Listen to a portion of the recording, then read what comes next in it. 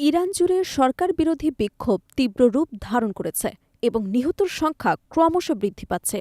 ২৮ December থেকে শুরু হওয়া আন্দোলন দ্রুত দেশজুড়ে ছড়িয়ে পড়ার কারণে সংঘাতের তীব্রতা বেড়েই চলেছে। মানবাধিকার সংস্থাগুলো জানিয়েছেন, নিহতের মধ্যে রয়েছে উভয় পক্ষ, বিক্ষোভকারী এবং নিরাপত্তা বাহিনীর সদস্যরা। আন্তর্জাতিক সম্প্রদায় গভীর উদ্বেগ প্রকাশ করেছে এবং ইরানকে নাগরিকদের শান্তিপূর্ণ মত প্রকাশ এবং সমাবেশের অধিকার নিশ্চিত করার আহ্বান জানিয়েছে। বিক্ষোভ দমনে ইরানি নিরাপত্তা বাহিনীর সহিংসতার প্রতিবাদে যুক্তরাজ্য, জার্মানি ও ফ্রান্স যৌথভাবে বিবৃতি প্রদান করেছে। বিবৃতিতে বলা হয়েছে, বিক্ষোভকারীদের হত্যার তীব্র নিন্দা জানানো হয়েছে এবং ইরানকে নাগরিকদের মৌলিক অধিকার রক্ষা করার আহ্বান জানানো হয়েছে। একই সঙ্গে জাতিসংঘের মানবাধিকার প্রধানও এই সহিংসতা নিয়ে গভীর উদ্বিগ্নতা প্রকাশ করেছেন। অন্যদিকে ইরানের নিরাপত্তা এবং বিচার বিভাগ কঠোর অবস্থানের ইঙ্গিত দিয়েছে।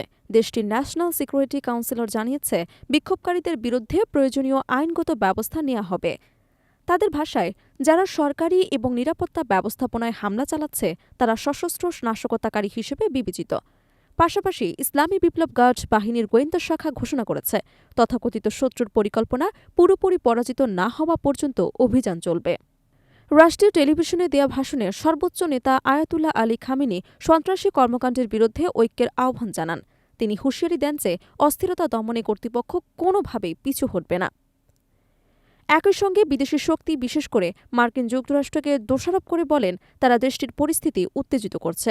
ইন্টারনেট বন্ধ থাকলেও সামাজিক যোগাযোগ মাধ্যম এক্সে খামেনির অফিসিয়াল ইংরেজি অ্যাকাউন্ট থেকে ট্রাম্পের বিরুদ্ধে করা বক্তব্য প্রকাশিত হয়েছে, যেখানে তিনি মন্তব্য করেছেন, ট্রাম্পের হাতে ইরানের সাধারণ মানুষের রক্ত লেগেছে।